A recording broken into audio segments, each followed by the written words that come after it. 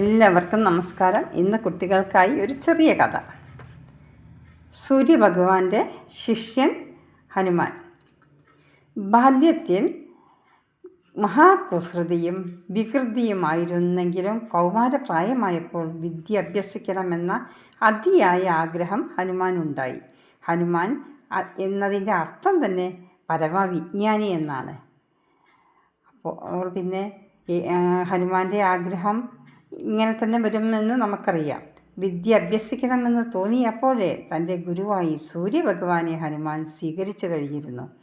വേദശാസ്ത്ര പഠനത്തിനായി ഹനുമാൻ സൂര്യദേവനെ സമീപിച്ചു. ഗുരുവായിരിക്കുന്നതിൽ തനിക്ക് വിരോധമില്ലെന്നും എന്നാൽ മറ്റു കുട്ടികൾ ഇരിക്കുന്ന കൂട്ടത്തിൽ ഇരുന്ന് പഠിക്കാൻ പറ്റില്ലെന്നും അതിന് ഞാൻ സമ്മതിക്കില്ലെന്നും സൂര്യഭഗവാൻ അറിയിച്ചു. കാരണം ഹനുമാൻ ഒരു വാനരക്കുട്ടിയാണ്. അപ്പോൾ ദേവന്മാരുടെ കുട്ടികൾ എങ്ങനെ ഒരു കുട്ടിക്കുരങ്ങിനെ അംഗീകരിക്കും? ദേവാംശമുള്ള വാനരക്കുട്ടിയാണിതെന്ന് കുട്ടികൾക്കറിയില്ലല്ലോ. എന്നാൽ ഹനുമാന് അതൊന്നും ഒരു പ്രശ്നമേ ആയിരുന്നില്ല. സൂര്യഭഗവാന്റെ മുന്നിൽ നടന്ന് പഠിച്ചു കൊള്ളാം എന്നതായിരുന്നു ഹനുമാന്റെ മറുപടി. സൂര്യൻ ഹനുമാനെ ശിഷ്യനായി അംഗീകരിച്ചു. ഹനുമാന്റെ ശുഷ്കാന്തിയും ധാരണാശക്തിയും ശ്രദ്ധയുമെല്ലാം സൂര്യനെ വളരെയധികം സന്തോഷിപ്പിച്ചു. സൂര്യൻ അഭിമുഖമായി സൂര്യൻ്റെ ഗതിക്കൊപ്പം പുറകോട്ട് സഞ്ചരിച്ചായിരുന്നു ഹനുമാന്റെ പഠനം. എന്നിട്ട് 60 നാഴികയ്ക്കുള്ളിൽ സകല വേദങ്ങളും ശാസ്ത്രങ്ങളും ഹനുമാൻ പഠിച്ചു തീർത്തു. ബാലനായ ഹനുമാൻ ഇതെങ്ങനെ സാധിച്ചു? എന്തും അറിയുവാനുള്ള ആകാംക്ഷ, അദമ്യമായ ആഗ്രഹം, മനസ്സിരുത്തിയുള്ള പഠനം, എല്ലാ തടസ്സങ്ങളെയും നീക്കി ലക്ഷ്യപ്രാപ്തിയിലെത്താനുള്ള കഠിന ശ്രമം, ഉത്സാഹം, ഇതെല്ലാം ഹനുമാനുണ്ടായിരുന്നു. ആരുടെ നിർബന്ധവും കൂടാതെ തന്നെ കുട്ടികൾ ഈ ഗുണങ്ങൾ തങ്ങളിൽ വർദ്ധിപ്പിക്കേണ്ടതാണ്. നമ്മിലുള്ള അഭിരുചികളെ തിരിച്ചറിഞ്ഞ് അവയെ നമ്മൾ വളർത്താൻ ശ്രമിക്കേണ്ടതും നല്ലതാണ്. ഇന്നത്തെ കാലത്ത് അച്ഛനമ്മമാർ നിർദ്ദേശിക്കുന്നതനുസരിച്ച് പാവകോളെ പോലെ ചലിച്ചു കൊണ്ടിരിക്കുകയാണ് ഇന്നത്തെ പല കുട്ടികളും.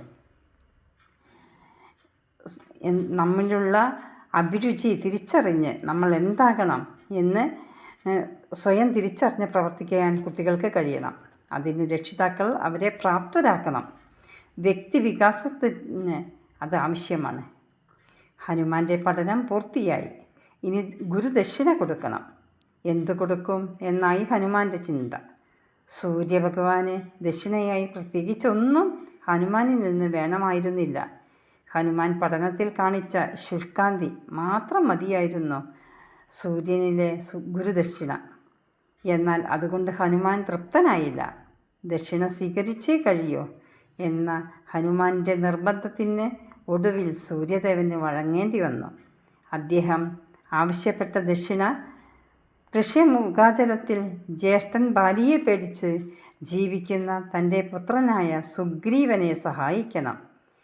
വെറുതെ സഹായിക്കുകയല്ല, സുഗ്രീവൻ്റെ മന്ത്രിയും സന്തത സഹചാരിയുമായിരുന്ന് സുഗ്രീവനെ സഹായിക്കണം.